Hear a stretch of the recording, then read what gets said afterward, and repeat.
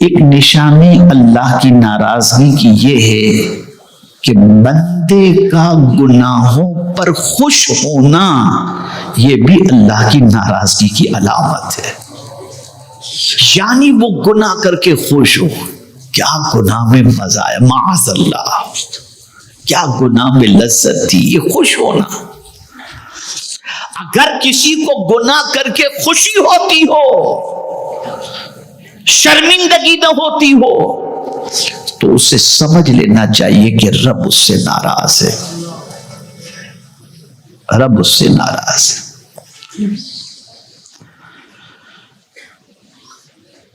تاریخ بتاتی ہے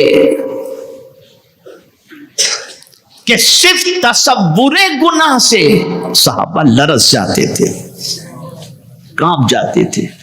بتاؤں آپ کو، حضرت امام اعظم ابو حنیفہ رحمت اللہ تعالی علیہ گناہ کے اثرات کے بارے میں فرماتے ہیں کہ گناہ کا کیا اثر ہوتا ہے.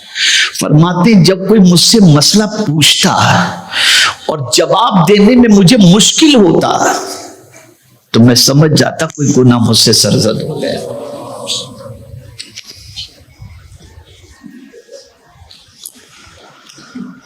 آپ ذرا سوچو. اور حضرت عبداللہ ابن مسعود رضی اللہ المولا تبارک و تعالی عنہ فرماتے ہیں کہ گناہ کا اثر یہ ہے کہ انسان کو بھولنے کی بیماری پیدا ہو جاتی ہے. یعنی جوان ہے اور بھول رہا ہے، عمر ہو گئی تو عمر کے اعتبار سے انسان کی پوزیشن ہوتی ہے کہ بہت ساری تک اس قسم کے عارضے لاحق ہوتے ہیں، لیکن جوان ہے، توانا ہے اور بھولنے کی بیماری ہو گئی. اللہ اکبر. یہ علامت ہے. گناہ پر خوش ہونا یہ اللہ کی ناراضگی کی علامت ہے.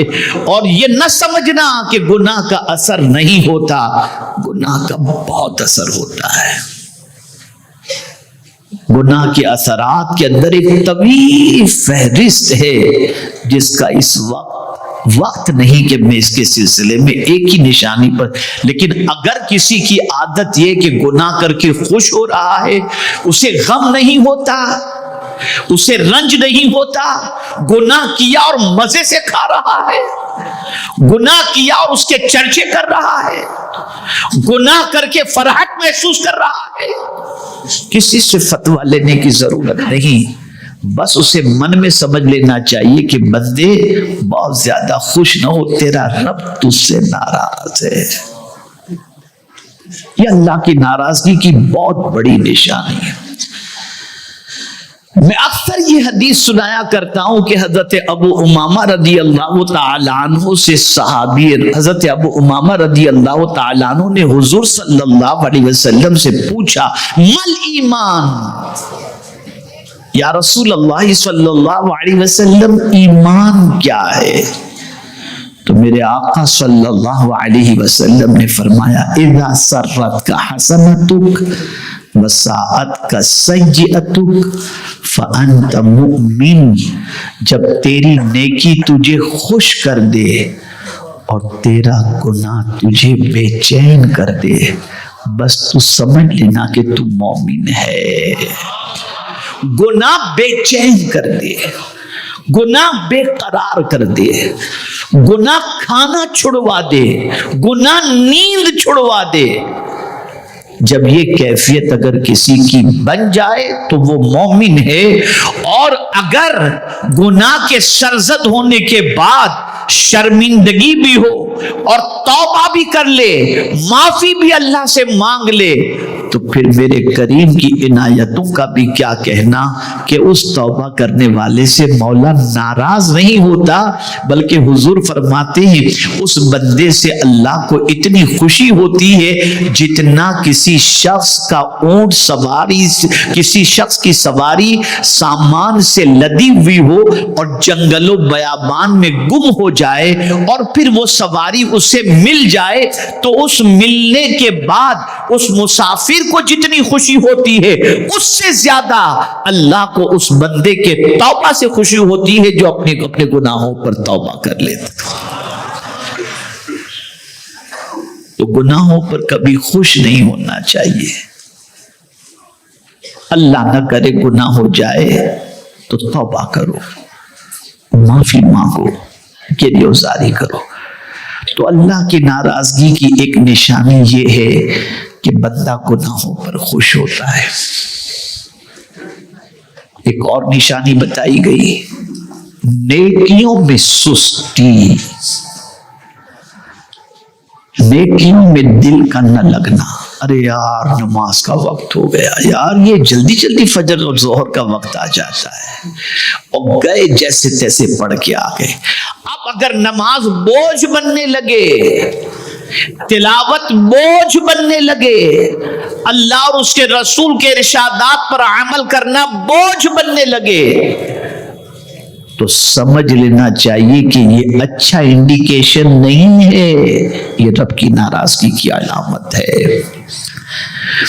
اور اللہ کے نیک بندوں کی زندگی کا اگر آپ جائزہ لیں تو ان کا کوئی لمحہ بھی اللہ کی عبادت سے غفلت میں نہیں گزرتا تھا. اسی لیے قرآن نے کہا وَلَا تُطِعْ مَنْ أَغْفَلْنَا قَلْبَهُ عَنْ ذِكْرِنَا وَاتَّبَعَ هَوَاهُ.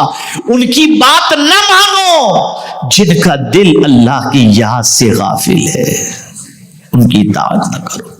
ذرا سوچو, آج میں آپ کو آئینہ دکھا رہا ہوں, ہم سب دیکھیں, آپ ہو یا میں ہوں, ہم سب دیکھیں کہ کیا اللہ راضی ہے, اس کی علامتیں ہمارے اندر ہیں, یا اللہ ناراض ہے, اس کی علامتیں. ہے شوق بندگی, ہے ذوق بندگی, ہے عبادت کی طرف چستی, سستی ہی سستی, سستی ہی سستی, سستی ہی سستی, دل ہی نہیں لگتا عبادت میں. یہ بہت خطرناک انڈیکیشن ہے اللہ کی ناراضگی کا. اے رسول اعظم صلی اللہ تعالی علیہ وسلم کے دیوانوں, اس بات کو ذہن کے اندر محفوظ کر لو کہ اللہ عز و جل نے عبادت و ریاضت کے لیے ہمیں پیدا کیا, تو ہمیں اس کی بندگی میں اپنی زندگی کو گزارنا چاہیے. چلیے ایک اور علامت بتا دوں, موت کو بھول جانا. یہ بھی اللہ کی ناراضگی کی ایک نشانی ہے کہ آدمی موت کو بھول جائے. کیا یہ سچ نہیں کہ ہم اپنی موت کو بھول چکے ہیں؟ ہمیں موت یاد نہیں. اگر موت یاد ہوتی تو گناہ کی طرف کیوں بڑھتے؟ موت یاد ہوتی تو اللہ کی نافرمانی کی طرف کیوں بڑھتے؟ اور ہم میں کا کوئی نہیں جانتا کہ موت کب واقع ہوگی. لِكُلِّ أُمَّةٍ أَجَلٌ إِذَا جَاءَ أَجَلُهُمْ لَا يَسْتَأْخِرُونَ سَاعَةً وَلَا يَسْتَقْدِمُونَ. موت کا وقت مقرر ہے, نہ ایک منٹ پہلے موت آئے گی, نہ ایک منٹ لیٹ موت آئے گی. موت اس کے وقت پر آئے گی, لیکن آ کر کے ہی رہے گی. کوئی بچ نہیں سکتا, کوئی نہیں بچ سکتا. کل نفس ذائقۃ الموت. اور کوئی جانتا بھی نہیں کہ اس کی موت کہاں واقع ہوگی. وما تدری نفس بأی ارض تموت. کوئی جان نہیں جانتی کہ اس کی موت کہاں واقع ہوگی. اور کوئی سوچے 60 کے بعد مروں گا, 65 کے بعد مروں گا. تو ابھی میں 4 دن پہلے کی بات بتاؤں کہ ہماری اہلیہ نے ہمیں بتایا, ایک جوان لڑکے کی شادی کو صرف 2 دن ہوئے تھے, صرف 2 دن. اس کی بیوی کے پیٹ میں کچھ درد ہوا, اور اس کے بعد اسے تکلیف شدید شروع ہوئی, اور اس کے بعد اسے ہاسپٹل لے گئے. چند گھنٹوں ہی کے اندر اس کی روح پرواز کر گئی. وہ لڑکا پاگل جیسا ہو گیا, ایک دم بالکل کنٹرول سے باہر ہو گیا. اللہ مجھے بتاؤ, آپ اور ہم کیا جانتے ہیں کہ ہماری موت کب واقع ہوگی؟ اور جب انسان اس چیز کو ذہن میں رکھ لے اور موت کو نہ بھولے, تو ہمیشہ ڈرے گا کہ میری موت ایسی حالت میں نہ ہو کہ میں اللہ کی نافرمانی کا شکار ہوں۔